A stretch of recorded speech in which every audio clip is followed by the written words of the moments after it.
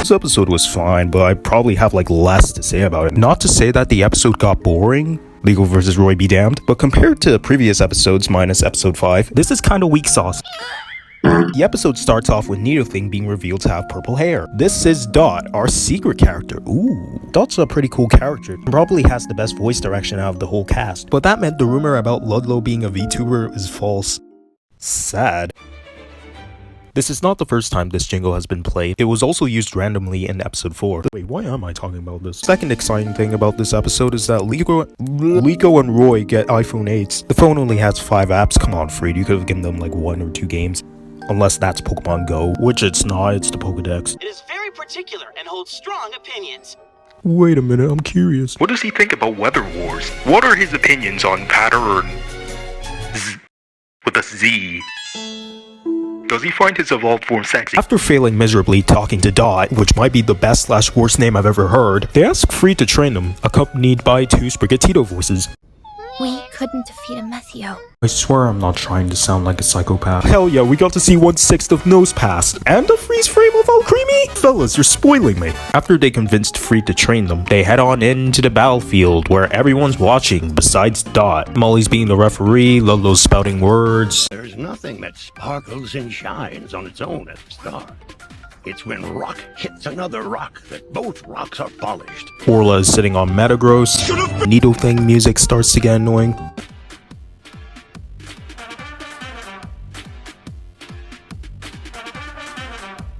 This loops 5 times, by the way, I just skipped the first 2. And the battle has begun. It's Sprigatito and Fuecoco versus Freed's Charizard.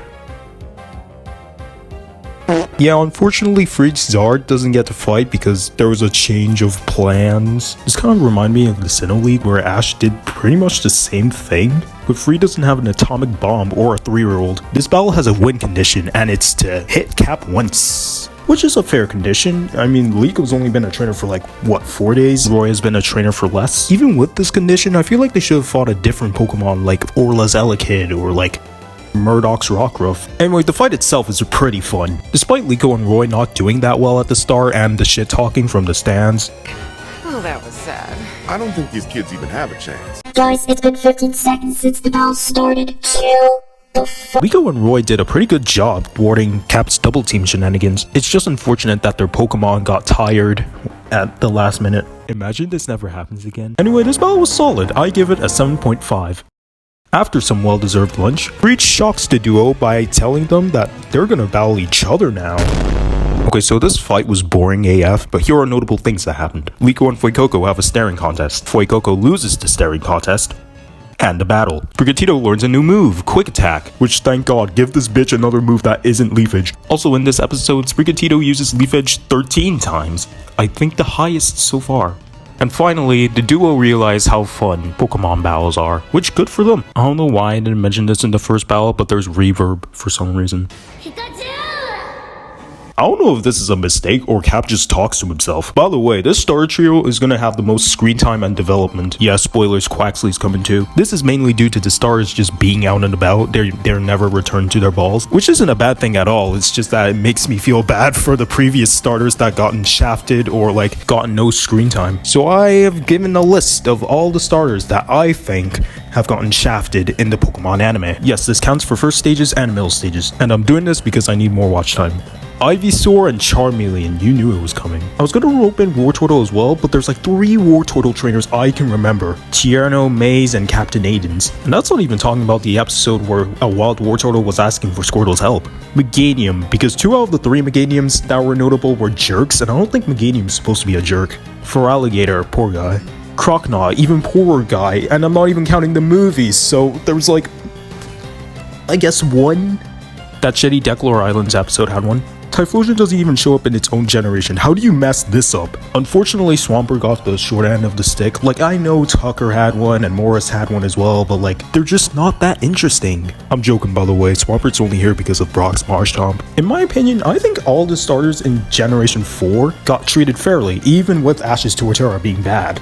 Dewop because it only showed up in like 1 Declare Islands episode and never again. Samurott didn't get it that much better, but at least he was on a pretty notable trainer's team, being Cameron's. Servine and Superior also didn't get that much screen time. Next, Quilladin. A trainer used it once to fight Korrina's Lucario, and you could probably guess how that went. Pretty much the same thing as Samurai, at least it was using a notable team. The problem with Rowlet's evolutions is that Rowlet never evolved because comedic relief. And yes, Grookey's evolutions also have the same problem as Rowlet's and Chespin's, being comic relief dunks on aura farming. But I will say Rillaboom did the most out of Decidueye and Chestnut. Not even the writers liked him. After their second fight, Liko and Roy fist bump. Roy gets a text from Dot, which equates to them teleporting, and Dot gives a clue to the duo about where Rayquaza could be, and it looks like the Paldea region according to Liko. And that was the end of the episode. It was pretty solid. I thought I wasn't gonna like it as much because it's a training episode, but no, I thoroughly enjoyed it. I still stand by that it's one of the weaker episodes. That doesn't mean it's bad, it's just not as great as like episode 2 or like episode 4. I don't think there's been any episode that I disliked. Even with episode 5, I still think it was a pretty decent episode, and the confrontation made up for it anyway. You might be wondering, where is the Nidothing segment? Mimmyky never misses that. And honestly, it's the worst one so far. She says battle like 5 times.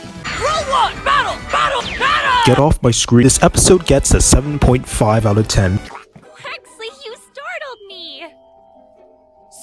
Can I change that to an 8?